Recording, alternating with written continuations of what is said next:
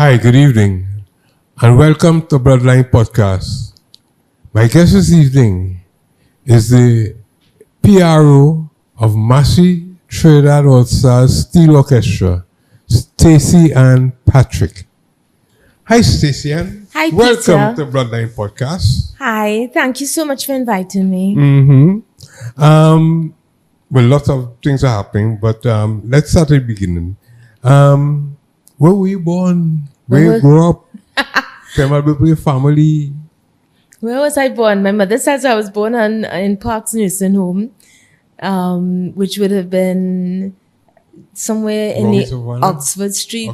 Right. So I was born there, but my mom and dad were living in Chagonas, and at that time the roads were, I think, one up, one down, so it was only 2 lanes. So she worked until the Friday, had me the Saturday morning, and I think went back home on the Sunday. Okay. You know, my name wasn't supposed to be Staci Ann. My name was supposed to be Mary Rose. My mom gave me to my grandmother one day and said, please go and register the child. And when my mother came back home, my grandmother handed me over and said, this is your child, Staci Ann. Mary Rose is not her name. Why don't you Mary Rose? I don't think my grandmother thought that Mary Rose was a futuristic name, maybe. Mary Rose is such a Catholic name. And brothers and sisters? I have one sister. Her name is Nicole. Nicole. Okay. And tell me a bit about the schooling. Where in the school and stuff? I went to St. Bernadette's Primary School, and I went to Holy Name Convent, left Holy Name Convent, went to Barry University, got my bachelor's and master's, worked for 5 years at Rollins College, and came back to Trinidad. Okay. And so, very interesting, but the pan part of it, how you start off in the pan? So there's 2 parts of that story. The first part of the story is that I think when I was about 7 or 8 years old, well, first of all, my parents never did anything without their 2 children. So if they were going to a party, we were going to the party. If they were going by a panyard, we were going by a panyard. We might be sleeping in the back of the car, but that's what we were doing. And I think I went home one day and I distinctly remember saying I want to learn to play pan, but I must have been 7 or 8 years old. And my father purchased a piano the following day. And he went to piano lessons with me for a year with Mrs. Zephyrin, God rest her soul. And yeah, that was that part of it. I made a wish list. Years later, I had also belonged to Garretti Group. So the Maria Alonso Garretti Group, I had belonged to Garretti Group for 7 years. And pan was always part of it, pan and guitar. But I never was, interested in going to see what the pan looked like. And then when I moved back home, I said I wanted to play pan. And I was encouraged to go and join a secretarial group with Starlift. And I said, no, I'm not. It may have been a little bit of ego, because I thought I'm not a secretary. Why am I joining a secretarial group? That was Trendsetters. I don't even know the name of it. I just know it was in Starlift. Yeah. And you had to walk down there and I don't know. My sister, though, by that time, I think had played or was playing with Phase 2. She was very, very involved in Phase 2 at that time. And I remember one year she painted, Phase 2 had a painted like waistcoat as part of their final night uniform. And she was one of the people painting it and doing all those things. And then I said, well, I want to play pan, but I want to play pan for All Stars. And everybody said that was impossible. And so I went into All Stars and sat down there literally for 2 weeks. Every day somebody would come, why are you here? Why are you here? Because I was introduced to the now manager, Nigel Williams. And he said, I'm sending somebody to come and take you under their wing. 2 weeks, every day. And finally, one of the section leaders for the middle section came and said, why are you here every night? And I told them, and that is how I got into the behind the sign. I say behind the sign because I was always an All-Stars fan, so behind the sign, and became a player. It was not easy because I did not look like one of the women who played pan in the year 2000. So, you said you were always All Stars fan. Why All Stars? I don't know. You know, it's Daddy was All Stars? my parents are just Pan fans. They love the music that emanates from steel pan. So we grew up going to, you know, anything Pan 21st Century, the classical show that they had. We went to all the classical jewel shows that All Stars had. I think it's just something when you think you know that you want to do something or you need to do something, that it just happens. I don't know. Because I learned to play the recorder in Holy Name Convent. We didn't have pan then. Yeah. In that 2 weeks, going to the pan yard, you had already known how to play an instrument, the pan? Well, I knew how. No, I did Pan. not know. And as a Trinidadian, I am ashamed to say that I did not even know the spectrum or the number of pans that they had or the variety. And I can't even, if I were to be honest, I'm not even sure that I knew the history of pan. I knew the one memory that I had of pan before that is that on Panorama Sunday, my dad and my mom would go to pan in Savannah. My father and his friends would go first because they had to set up and find a spot, and because we were going in the North Stand. And I have to say this, there was 1 year, so I left Trinidad in 1986. So it would have been prior to 1980. It could have been 1985. But I went with my dad because by that time you're old enough to walk around by yourself. And there was hardly anybody in the Savannah at that point in time. Well, certainly not in the grandstand. In the North Stand, you had people. And a tenor panist came out, put his pan in the middle of the stage and played the national anthem. The breeze was blowing. Every person, I mean, you could hear a pin drop in the North Stand. And this is 1985, 84. And I realized that this is part of who I am. There's nowhere else in the world. I might not know what all the intricacies about it. I certainly never went and pitched marble in the East Dry River. And I never got to go up to Despas. But I knew that was who, and that memory of that person playing the national anthem and people singing was something that has stayed with me for my life. So you had that panorama experience, right? What is your favorite also? So okay, so 2 weeks. I didn't. 2 weeks. 2 weeks. 2 weeks. So you begin to learn to play pan. What's your favorite All Stars moment? I have a lot, but so in those 2 weeks, they put you and they give you sticks and they say, start to play. And unfortunately, I learned to read music. And then you find yourself looking to see what somebody else playing. And, you know, from the time you hear the sound to the movement of the hands on the pan is two different things. So you can't follow. And then they wanted you to jump, sing, play. I couldn't do all of those things. I mean, I literally, when I did not get picked, and in 2000, 2001, they still had Panorama Thursday. So the North Zone finals. Was it that? And I didn't get picked for that, I think, or something I didn't get picked for. And Bugsy Sharp called me. I was working for Scotiabank, and he said to me, if they do not pick you for the next, you come by me and you will get, because I lost 15 pounds that first year of trying to play pan. But one of my memories would be certainly Firestorm was 2001. And I will never, a memory for me is being on a drag on finals night because I got picked. And in All Stars, they don't tell you until after practice on the final night if you get picked or not, right? Or they certainly didn't tell me. And we were by the museum and I forgot the music. And Nigel Williams, who's now the manager of the band, looked at me and he said, drink water.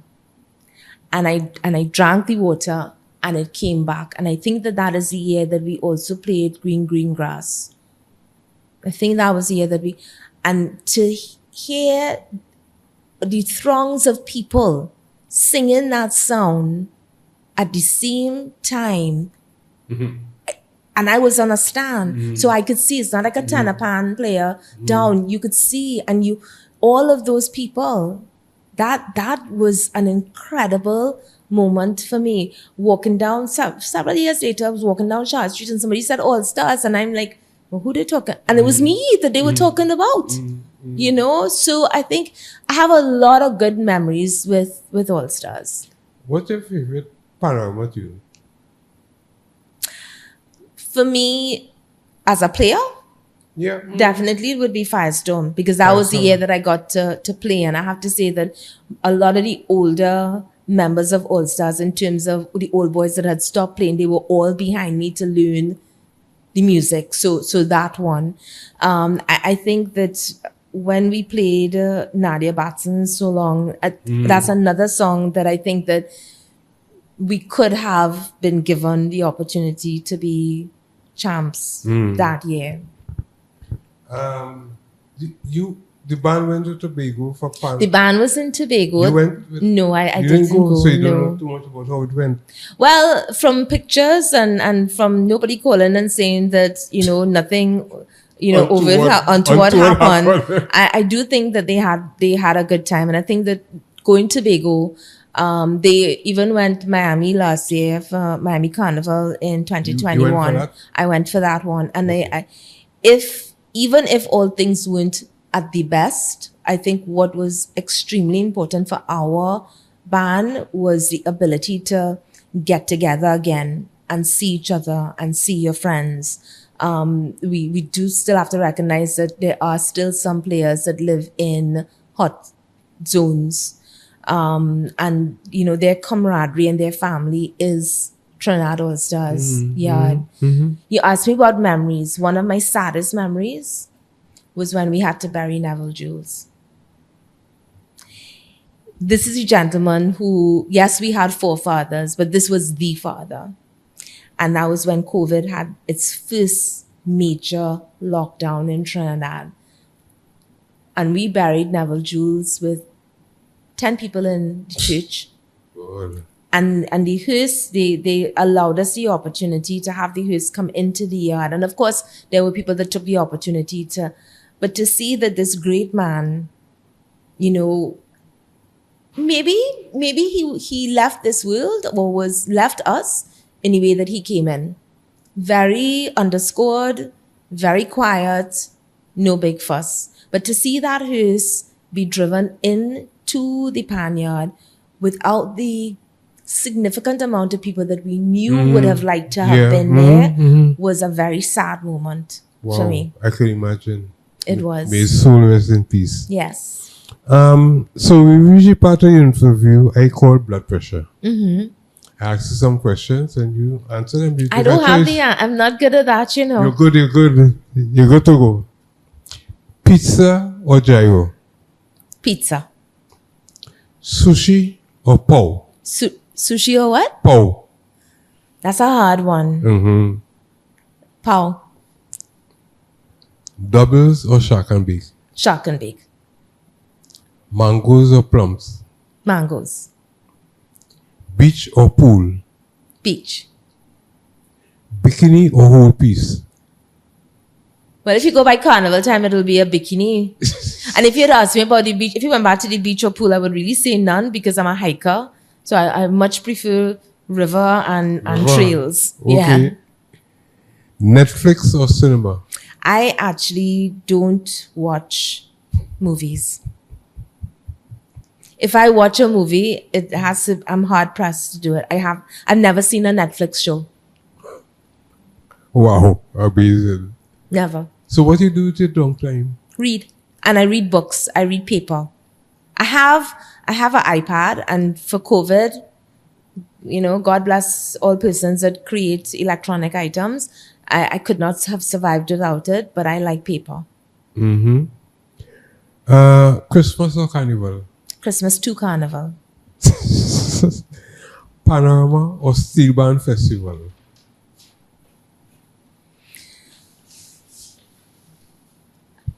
Panorama Saturday. I think you answered the questions quite fine. You see? You did well. Today's podcast is sponsored by Caribbean Spring Water, natural alkaline spring water from the Northern Range. So you talk about Neville Jules and the sadness and COVID. What has our staff really been doing post-COVID? We're still in COVID, but it has been relaxed. So let's say post-COVID, how have things been going? Well, we have to think about during COVID, a lot of work was done in the yard in terms of developing our, I won't call it a strip mall, but it is a mall. We have now, the bar has been... Strip mall is a funny kind of... Yeah, I won't call it a strip mall. Strip mall in New York is a different kind of mall you're talking about. Well, we do have something akin to a walk-in store, but several stores. So we have a barber, we have a nail technician, there's a flower shop, the bar itself is functional, the Trinidad All-Stars gift shop is functional. So there's several shops now. We still have our food area with Tanti, who has been around for the last 30-something years. So there's that going on. We have to renovate upstairs.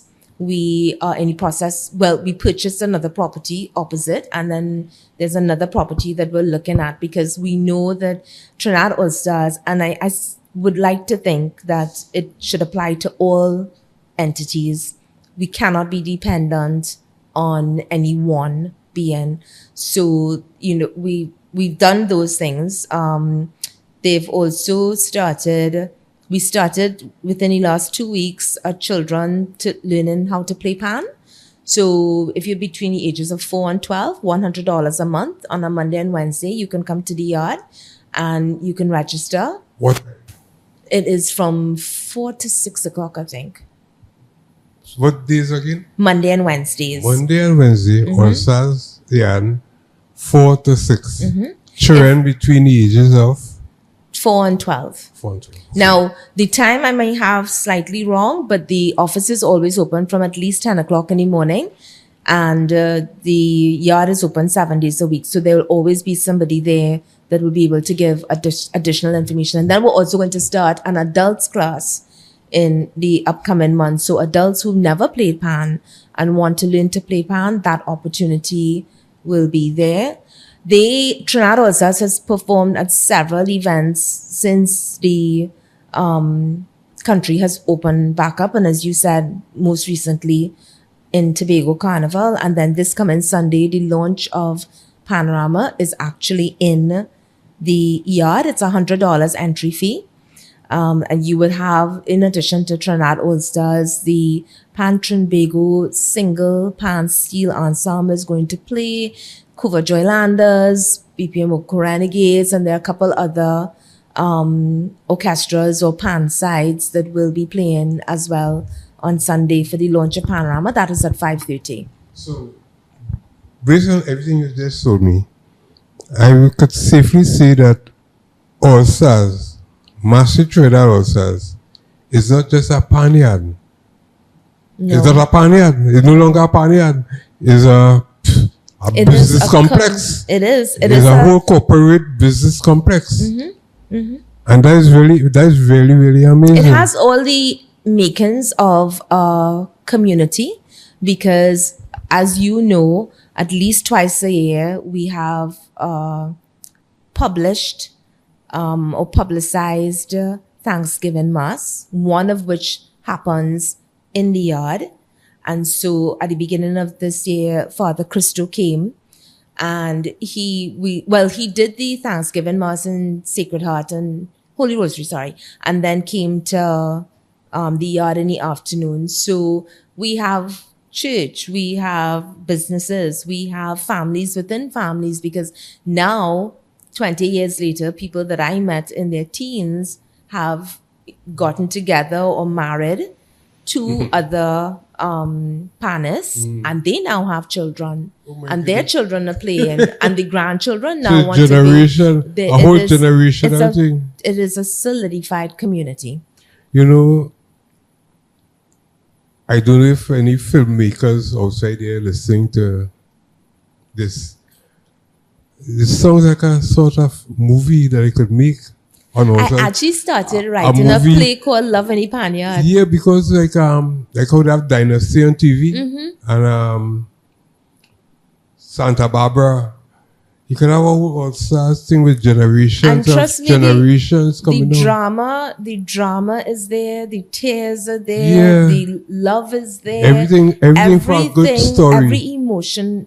And we are also technologically advanced too because of the work of the manager, Celia Thompson, who is our social media guru. When they had Panorama earlier this year, we were the first recipient of the Inter-American Development Bank's Social Media Award. So our social media platforms are busy. Beautiful. And then we're preparing for Classical Jewels. And we just talk about making a movie. So we come to Classical Jewels 13. Yeah. The movie. Yes. Tell me what you can tell me about that. Classical. What day is that? It is November 19th and 20th. November 19th and 20th. Yes. Where? At the Lord Kitchener Auditorium. Napa. Mm-hmm. And the tickets are priced at $350. You can get it at most Massey outlets. So you can get it there. You can get it in any Panyard. You can get it from any member of the orchestra. Classical Jewels 13 is an almost repeat of what we did in 2019, but it was so good. I was at that one. Yeah, and in 2019, it was such a different production that we had people calling us the following week to say, can you do it again this weekend? Well, unfortunately, because of the season, we could not, and there's a significant cost that Massey supports us in getting it off of the ground. So we do need to thank the Massey Foundation for taking such a active role in our life. But another thing, and we were talking about families before, Dr. Mia Gormandy Benjamin is our artistic director, and she is leading the orchestra in this production. But her husband, Kajal Benjamin, is also the musical director for Classical Jewels 13. He did it for 12 with the Junior Steel Orchestra. Again, another family entity. So, and it will be, I'm not gonna tell everybody what all these songs are, but it definitely will be movie songs that people recognize, that is part of our lives from the Great West and the Western stories to Wakanda. I remember the last one, that was 2019. I remember Magnificent Seven. Yes. That was, poor reason. So we have Magnificent Seven. We have one of the themes out of, or a section out of The Godfather. We have The Sound of Music. We demonstrated a huge amount of respect for the Wakanda movie that came out. And in fact, the second part of that is, I think, going to be played in cinemas next week, Wednesday as well. Wow. I might not watch movies, but I know what's playing. Yeah. Okay, one final question, my dear. Carnival 2023, Panorama. When practice started? Practice normally starts the first Monday after the beginning of the new year. So January. I think this year, New Year's Day might be the Monday. I think New Year's Day might be the Monday. So that technically means that they might start on the Wednesday because it is a short season. But let us say that New Year's Day was a Friday. The following Monday is when practice will start. It normally starts. People start to walk in the yard by 7 o'clock, 7:30. And as per usual, our arranger has his own unique way of bringing songs to the theater and saying, okay, we're going to do this for a week and then we will choose. So Smooth has his own formula. I know. Spoon and I went to school together, actually. So I know him well. And he has his own way. One of my favorite people in this Yeah, world. great guy. Very, very good man. So I must thank you for being my guest this evening. Thank you for having me. Wow, the pleasure has all been mine. And I wish Master Trinidad All-Stars all the best. I wish you the best with Classical Juniors 13. Thank you. And all success. Thank you very much. Thanks for viewing Bloodline Podcast this evening. My special guest has been Staci Ann Patrick, PRO of Massey Trinidad All-Stars.